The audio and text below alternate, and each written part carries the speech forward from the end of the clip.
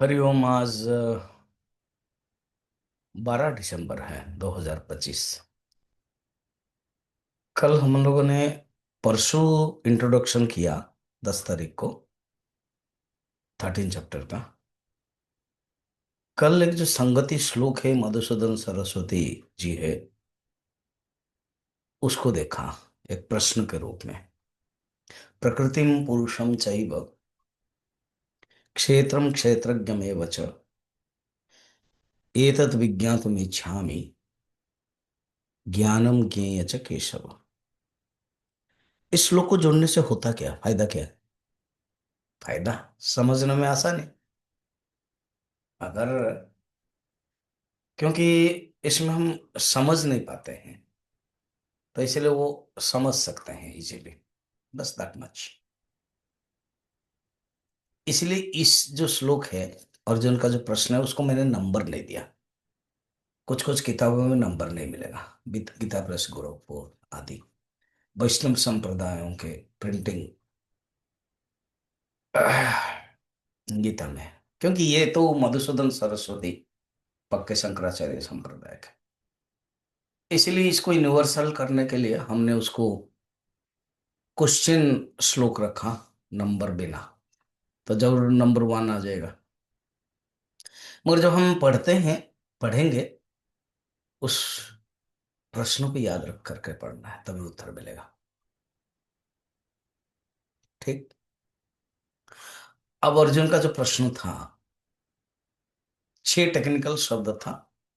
प्रकृति, पुरुष, क्षेत्र, क्षेत्रज्ञ और ज्ञान ज्ञेय, ये मैं जानना चाहता हूं। तो भगवान उत्तर देते हैं क्षेत्र और क्षेत्रज्ञ के बारे में। पहला जो श्लोक है, उसमें दोनों ही बता देते हैं, क्षेत्र और क्षेत्रज्ञ। शुरू करते हैं। श्री भगवान उवाच इदं शरीरं कौन्तेय क्षेत्रमित्यभिधीयते एतद्यो वेत्ति तं प्राहुः क्षेत्रज्ञ इति तद्विदः। भगवान उवाच, भगवान उत्तर देते हैं, सुनो। ये जो शरीर है ना, इदम, दिस, क्योंकि ये रूपम है, रूपम दृश्यम लोचनम दृक्।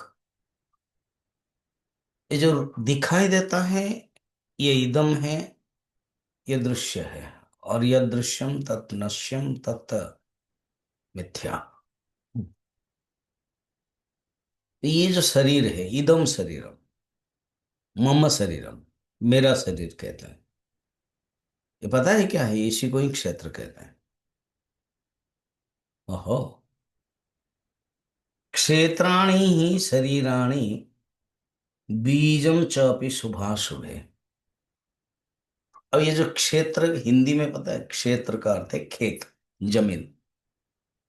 तो जमीन में क्या करते हैं? बीज डालते हैं तो फसल होता है। तो शरीर में भी एक बीज है। मैं किसी को कल बता रहा था, किसी डिवोटी को देखने के लिए मैं गया था। पटियाला की बात कर रहा हूँ। आप पूछोगे ना कहाँ गए थे, कहाँ पर? अभी मैं पटियाला में हूँ। तो वहां, तो मैं यही बता रहा था कि देखो, ये जो शरीर है, ये क्षेत्र है। इसको आयतन कहते हैं, घर कहते हैं। इसी में ही भोग करना है, इसके थ्रू से।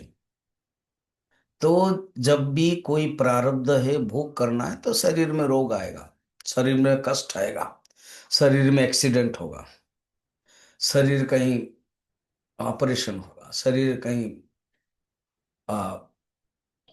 बोन ब्रेक हो जाएगा। इवन हेयर लाइन ब्रेक भी बोलते हैं। हेयर लाइन थोड़ा सा बाल जैसे भी टूटना, तो भोग करना, शरीर के माध्यम से भोग होता है। भोग करता कौन है? जीवात्मा।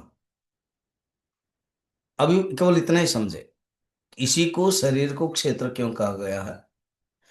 कि क्षेत्र में जैसे बीज डालते हैं, क्षेत्राणि ही शरीराणि, क्षेत्र ही शरीर है। बीजम चौपे शुभाशुभ है। और 2 प्रकार के बीज होते हैं, शुभ और अशुभ। अच्छा, वहां पर क्या ना, एक प्रकार के बीज डाल दिया, हाँ वहां भी है, अच्छा बीज है, तुरंत हो जाएगा। और थोड़ा सा नॉर्मल बीज है, देसी बीज है बोलते, तो वो अपने ढंग से होगा। जमीन के बारे में बोल। और यहाँ पर शरीर के माध्यम से हमारा जो प्रारब्ध रूपक कर्म जो बीज में था वो कर्म बन करके आ गया, और शुभ और अशुभ फल मिलता है। फसल ही फल है।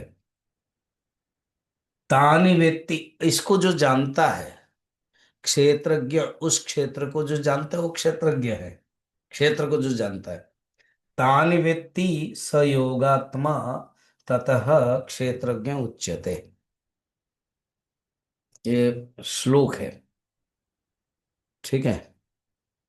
अब इसको अगर डिटेल थोड़ा सा विचार करेंगे, पता है ना कि भगवान ने, हालांकि क्षेत्र शब्द ये पहली बार यूज कर रहे हैं यहाँ पर। ठीक। तो क्षेत्र का दो तीन मीनिंग आज बता देते हैं, समय हो जाएगा। तो शरीर द्वारा संसार रूपी क्षत से वाण प्राप्त हो सकता है। ये शरीर द्वारा क्षेत्र, जो क्षत से वाण मुक्ति हो जाता है, ये शरीर की तपस्या के द्वारा क्षता त्रायते। सेकंड मीनिंग है क्षरणात् क्षत। दीप जैसे दीप जल रही है, धीरे धीरे शनै शनै नाश होता है, इसीलिए ये क्षेत्र है। राग द्वेष आदि दिव्य विशिष्ट अविद्याग्रस्त पुरुष के शरीर प्रति आसक्त रहने के कारण वो क्षय होता है। और चौथा है बीज। तो इस प्रकार के अर्थ है। इस क्षेत्र को जो जानता है ना, ये इदम है। और जो क्षेत्रज्ञ हो वह निदम है। और ये क्या है? इदम अनिदम अशरीरम, ये शरीर है। और ये अक्षेत्रम, ये जानना, और वो ही मैं हूँ, आत्मा है। तो भगवान ने इतना बताया। फिर हम अगले क्या बताना चाहते हो कल देखेंगे।